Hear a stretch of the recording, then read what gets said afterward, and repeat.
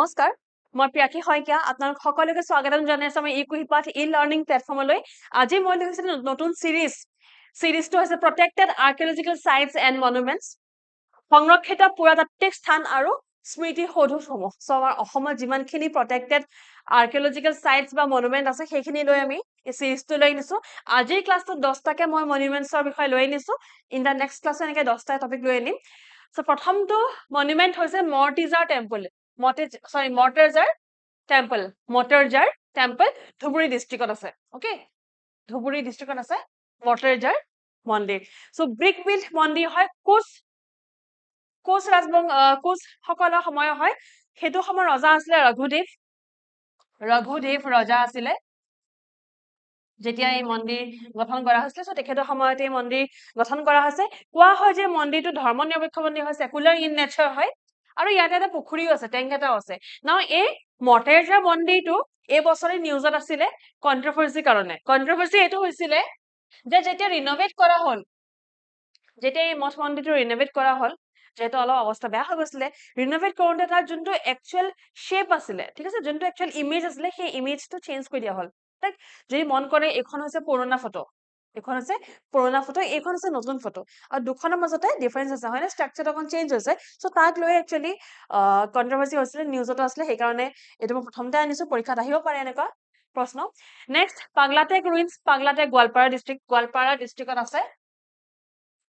Paglatek ruins. This site dates back to the post-Gupta period. Post-Gupta, Gupta সকল অহাৰ পাছৰ সময়ৰ কথা Paglatek ruins. A few gold coins. সোণৰ coins পোৱা গৈছিলে. Thought to belong to century 700 CE, found at this site by chance discovery, suggests development of this site in relation to early historical trade. Right? যদি এনেকুৱা এটা জায়গাত ইমান গোৱালপাৰাৰ ভিতৰৰ জায়গাটাত যদি কেনেকৈ সোণৰ কইনস পোৱা গৈছে তেন্তে খুব সম্ভৱ হেতু সময়ত সেই জায়গাটোত আগতে বাণিজ্য ব্যাপাৰ হৈছিলে হেতু কথা ইয়াত কোৱা আছে right this site has a simple rock cut cave single rock cut cave এটা আছে সো এটা এই স্থানত ব্ৰহ্মপুত্ৰ নদী ফালে মুখ কৰি থকা এটা শিলাকাটি গুহা আছে হয় নাই শিলাকাটি গুহা আছে এটা শিলৰ পৰা এটা সিঙ্গল ৰকৰ পৰা এটা সিঙ্গল শিলৰ পৰা এটা গুহা বনাই ওলোৱা হৈছে এটা কেভ বনাই ওলোৱা হৈছে পাগলাটেক ৰুইন্সত যোনটো আছে নেক্সট ৰস মনুমেন্ট গোৱালপাৰা ৰস মনুমেন্ট যোনটো গোৱালপাৰাত আছে এইটো আচলতে এটা গ্ৰেভ হয় মৰিখালী হয় এজন ইউৰোপিয়ান সল্ট ট্ৰেডাৰ নিমখৰ বেপাৰ কৰা এজন ইউৰোপিয়ান ট্ৰেডাৰ আছিলে আৰু এই গ্ৰেভটো এই মৰিখালীটো লোকেট আছে বন্দৰকান্দা হিলক সৰু ধৰক অলপ সৰু পাহাৰৰ নিচিনা আৰু হিলৰ নিচিনা বন্দৰকান্দা আৰু হয় কেটো মৰিখালী নামটো হৈছে ৰস মনুমেন্ট কাছাৰী ৰোড গোৱালপাৰা সো ৰস মনুমেন্ট গোৱালপাৰা মনত ৰাখিব নেক্সট টুক্ৰেশ্বৰী টেম্পল কৃষ্ণাই গোৱালপাৰা সো এটো গোৱালপাৰা ডিস্ট্ৰিক্টৰ হয় টুক্ৰেশ্বৰী মন্দিৰক শক্তিপীঠ বুলি কোৱা হয় ঠিক আছে লিখা হোৱা নাই কোৱা হৈছে যে according to popular lore a part of Sati's body fell here সেই কাৰণে শক্তিপীঠ বুলি কোৱা হয়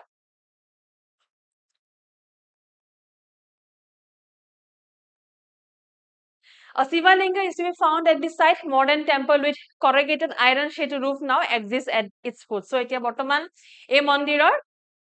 এটা তিনৰ চালিৰে এটা আধুনিক মন্দিৰ আছে ঠিক আছে সো টুক্ৰেশ্বৰী মন্দিৰ ক'ত আছে গোৱালপাৰা ডিস্ট্ৰিক্টত আছে টুক্ৰেশ্বৰী মন্দিৰ ওকে টুক্ৰেশ্বৰী মন্দিৰ গোৱালপাৰা ডিস্ট্ৰিক্টত আছে ওকে আগবঢ়াৰ আগতে আমাৰ আসাম টেটৰ কোৰ্স আৰম্ভ হৈছে নতুন বেচ আমি লঞ্চ কৰিছো কম্প্ৰিহেনসিভ বেচ 2026 আৰু ইয়াতে সকলো ইনফৰমেশন দিয়া আছে যত নেকি পিওয়াইকিউ ডিসকাস হ'ব ইয়াত আপোনালোকে পেডাগজি ক্লাস পাই যাব আৰু কাৰেন্টলি স্পেশাল অফাৰ চলি আছে এপ্ৰিলৰ আৰম্ভ হৈছে এপ্ৰিলৰ শেষৰফালে আৰম্ভ হৈছে বেছি ক্লাস জয় না আপোনালোকে এই কোৰ্সটো বিষয় জানিবলৈ হলে আমাৰ যোনটো অফিশিয়াল ওয়েবসাইট আছে তাত যাওক ফলো কৰক নহলে আপোনালোকে কন্টাক্ট নম্বৰস খিনি কন্টাক্ট কৰিলে হৈ গল next আছে Shivthan Pancharatna Goalpara district Shivthan Pancharatna Goalpara district here exist archaeological ruins of different cultural period বেলেগ সাংস্কৃতিক যুগৰ ইয়াত ruins আছে একেটা সময়ৰে নহয় okay the architectural components of a stone temple scattered at this site can be dated to 10 to 11 CE so 10-11 শতিকাৰ সময়ৰ এইখিনি মন্দিৰ আছে মানে ইয়াত এটা মন্দিৰ নাই বহুতখিনি মন্দিৰ আছে মই ইয়াত বেলেগ ফটো নিব লাগিছিল আচলতে এখন ফটোৱে নিছো ধৰক এনেকুৱা পাথৰৰ বহুত ডাঙৰ ডাঙৰ মূৰ্তি বা এনেকুৱা প্ৰতিমা টাইপৰ বহুত ডাঙৰ পাথৰৰ হয় ৰকৰ হয় সো ডাঙৰ ৰুইনছ আছে আৰু অকল এটা নাই মানে বহুতখিনি আছে আৰু মোষ্টলি দেখা পোৱা যায় যে শিৱলিংগ মোষ্টলি আছে সো শিৱথান বুলি সেইকাৰণে কোৱা হৈছে ইন গোৱালপাৰা পঞ্চৰত্ন জেগাটোৰ পৰা এনেও যথেষ্ট ফেমাস হয় নেক্সট নলবাৰী বিলেশ্বৰ টেম্পল বা বেলচৰ সো নলবাৰী বেলচৰৰ বিলেশ্বৰ মন্দিৰ যথেষ্ট ফেমাস হয় আৰু দুৰ্গা পূজাৰ সময়ত যথেষ্ট নিউজ আহে এই মন্দিৰটো লৈ so Bileswar temple is built on brick over the foundation of a stone temple so এটা আগতে এটা শিলৰ এটা মন্দিৰ আছিলে শিলৰ পৰা বনোৱা এটা মন্দিৰ আছিলে তাৰ ওপৰত মন্দিৰটো বনোৱা হৈছে ইট হেজ আ ষ্টোন ইনস্ক্ৰিপশ্যন সো এটা শিলালিপি আছে ষ্টোন ইনস্ক্ৰিপশ্যন মানে হৈছে শিলালিপি ঠিক আছে শিলালিপি আছে proclaiming a land grant of the maintenance of the temple by Ahom King Shivasingha তো শিৱসিংহই আগতে ল্যান্ড গ্ৰান্ট দিছিলে ওকে ল্যান্ড গ্ৰান্টৰ কাৰণে মেইনটেনেন্স দিছিলে সেইখিনি কথাই সেই ষ্টোন ইনস্ক্ৰিপশ্যনটো লিখা আছে আৰু এই বেলচৰৰ এই মন্দিৰত বিলেশ্বৰ মন্দিৰত মহ বলি দিয়া হয় সো এতিয়া দিয়া হয় মই নাজানো কিন্তু বহুত আগলৈকে দিয়া হৈছিল ইনফেক্ট মহ বলি দিয়া হয় next Ambari archaeological site Kamrup district Ambari archaeological site বুলি কৈছে দেখিছেনে সাইট সো মানে অকল এটা নাই ইয়াত ইমানখিনি ইয়াত পোৱা গৈছে ধৰক আপোনাৰ ইয়াত চিনামাটিৰ পাত্ৰ পোৱা গৈছে পুৰমাটিৰ পাত্ৰ পোৱা গৈছে বহুতখিনি বস্তু পোৱা গৈছে সেইকাৰণে সাইট বুলি কোৱা হৈছে অকল এটা সৰু মন্দিৰ বা অকল ধৰক এটা পাৰ্টিকুলাৰ এটা বস্তু পোৱা নাই okay The Ambari archaeological site was discovered in the year 1968 1968 discovered কৰা হৈছিলে material evidence unearthed during the course of excavations has established that the site was one of the important centers of culture that flourished in ancient Kamrup যেতিয়া পৌৰাণিক কামৰূপ আছিলে সেইটো সময়ত বহুতখিনি সাংস্কৃতিক centre আছিলে ইয়াতে আৰু ইয়াতে ধৰক যেনেকৈ মই কৈছো অকল এটা বিশেষ বস্তু পোৱা হোৱা নাই অকল এটা বিশেষ মন্দিৰ বা এটা বিশেষ স্থান পোৱা হোৱা নাই ওকে সো এটা কমপ্লিটলি বহুতখিনি ইয়াত আৰ্কিঅলজিকেল এভিডেন্সেস পোৱা গৈছে ইয়াত ফটো দেখিছে আপোনালোকে দিস ইজ দ্য সাইট যোনটো সাইট আছে এইটো হৈছে সাইটটো ওপৰৰ পৰা ড্ৰোন শ্বট লোৱা হৈছে তাতে দেখিছে এনেকুৱা টেৰাকটা ক্লে পোৱা হৈছে তাৰ উপৰি বিভিন্ন বস্তু পোৱা গৈছে ওকে সো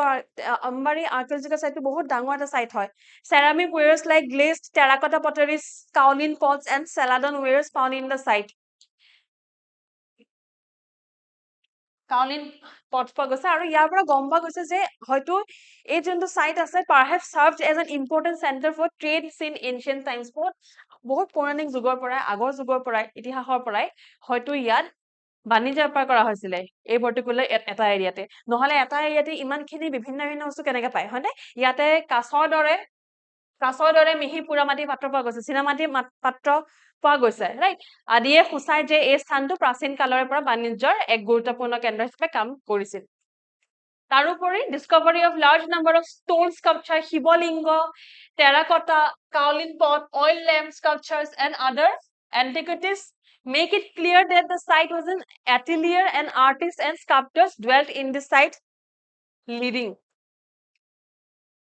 সো সেইটো কোৱা হৈছে যে ইয়াত বহুতো শিল্পী আৰু ভাস্কৰ্যসকলৰ বাসস্থান আছিলে বহুতো শিল্পী ভাস্কৰ্যসকলৰ বাসস্থান আছিলে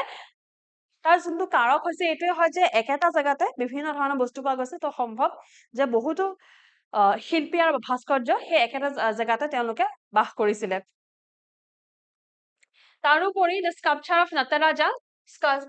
of Nataraj on the Vahana of Nandi found here is unique in this country so ইয়াৰ মই ফটো নাপালো আচলতে নটৰাজ এখন স্কাল্পচাৰ আছে এটা প্ৰতিমা আছে যত নেকি তেখেতে নন্দী বাহনৰ ওপৰত বিৰাজমান হৈ আছে সো সেই পাৰ্টিকুলাৰ যোনটো স্কাল্পচাৰ আছে সেইটো গোটেই ভাৰতত আমাৰ আম্বাৰীতে আছে অকল নেক্সট কানাই বৰশী বোৱা ৰক ইনস্ক্ৰিপশ্যন শিলালিপি হয় আপোনালোকে নিশ্চয় কানাই বৰশী বোৱা শিলালিপিৰ বিষয়ে শুনিছে যোনটো কামৰূপ ডিস্ট্ৰিক্টতে আছে নৰ্থ গুৱাহাটী কামৰূপ ডিস্ট্ৰিক্ট কামৰূপ মেট্ৰত আছে সো এইটো বহুত কমন হয় আপোনালোকে নিশ্চয় এনশিয়েন্ট আসাম হিষ্ট্ৰীত পঢ়িছে বা আসাম হিষ্ট্ৰীত পঢ়িছে The earliest of the three inscriptions records invasion of Kamrupa by the Turks in 1205 CE.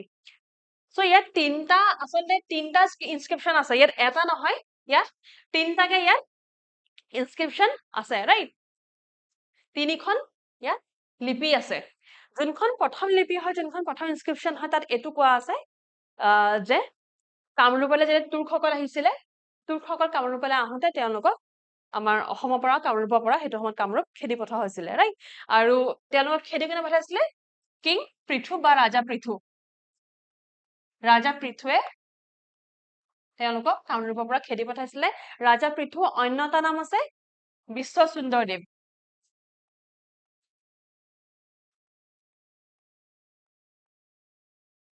বিশ্বসুন্দৰ দেৱ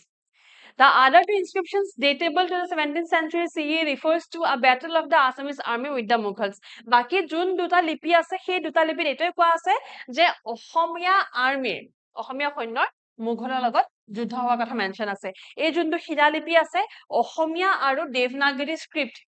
অসমীয়া আৰু দেৱনাগৰী আখৰেৰে খোদিত কৰা হৈছে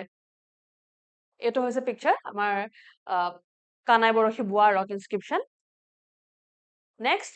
অশ্বক্ৰান্ত বুলি কয় অশ্বক্ৰান্ত বা Ashvaklanta temple archaeological site north Guwahati Kamrup চ অশ্বক্লান্ত টেম্পলক লৈ এটা সাধু কথা আছে এটা ফকলোৰ আছে যে যেতিয়া কৃষ্ণ নৰকাসুৰক বধ কৰিবলৈ গৈছিলে বধ কৰিবলৈ যাওঁতে তেখেতৰ ঘোঁৰাকেইটাই ইয়াতে ৰেষ্ট লৈছিলে সেইকাৰণে Ashwaklanta right The site is situated on Devoto land and has 2 temples of Vishnu and 2 rock cut caves facing the river Brahmaputra. So ইয়াতে দুটা rock cut cave আছে